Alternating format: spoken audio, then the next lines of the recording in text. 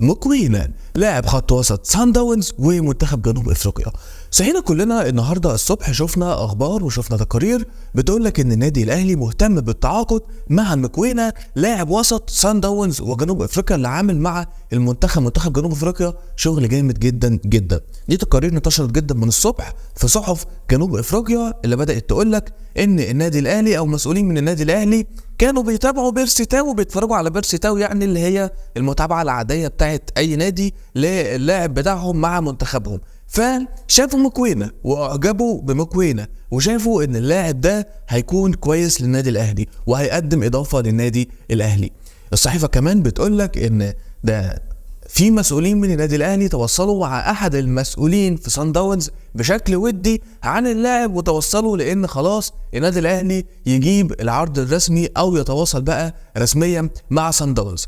لكن وكيل اللاعب قال لك انا محدش تواصل معايا من النادي الاهلي ولا حد اتكلم عن اللاعب معايا ولا اي كلام من ده.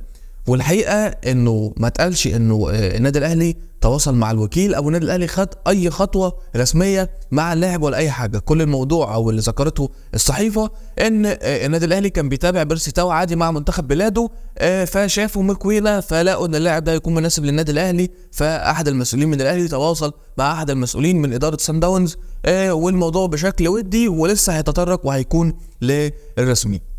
خليني اقول لك ان اللاعب لعيب جبار ولعيب رهيب في خط الوسط، وخليني اقول لك ان ممكن تكون خطوه النادي الاهلي في التعاقد مع لاعب زي ده بتقول ان ديانج هيمشي من النادي الاهلي، بتقول ان ديانج في عرض ليه وهنشوف ديانج خارج النادي الاهلي وهنشوفه مع فريق تاني غير النادي الاهلي الفتره الجايه.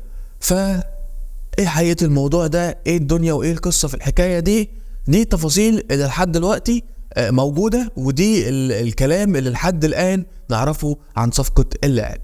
ايه اللي هيتم وهل فعلا اللاعب هيكون كويس للنادي الاهلي ومين هو اللاعب ده وايه احصائياته وايه الكلام ده اللي هنقوله في حلقه تانية منفصله. ولكن لو صح الكلام والنادي الاهلي فعلا هيتعاقد مع اللاعب ده فانا هكون شايفها صفقه قويه، ولكن التعاقد مع اللاعب ده مش هيكون بسهوله. يعني سان داونز اللي ما رضاش يسيب لك سيرينو وهو كام 30 سنه ويعني فاضل له كام موسم كده ويشطب، هيسيب لك لاعب قوي مهم زي ده، ولو سابه لك فهيكون بمطالبات ماليه رهيبه. فهل النادي الاهلي هيجيب من صفقه ديانج ويحطها في اللاعب ده ولا هيعمل ايه؟ ولكن خليني اقول لكم ان التقارير دي بتفيد ان فعلا النادي الاهلي ديانج جاي له عرض وان ديانج هيمشي من النادي الاهلي، وده اللي كلنا شفناه الفتره الاخيره، والنادي الاهلي بيدور على بديل لديانج. فدي كل حاجه معانا عن مكوينة اللي صحينا الصبح شفنا التقارير بتقول كده. وخليني اقول لكم ان نادرا ما صعود جنوب افريقيا بتكون خطأ، يعني نتمنى ان فعلا يكون في متابعه للاعب وان النادي الاهلي فعلا يكون عايز يتعاقد مع اللاعب. حلقتنا الصغيره البسيطه لحد هنا بتكون خلصت، هتشوفكم في حلقه تانية لو الاخبار اتاكدت اكتر نتكلم بقى عن اللاعب اكتر وعن احصائياته وعن مين هو. كنت معاكم محمد حبيبه، سلام.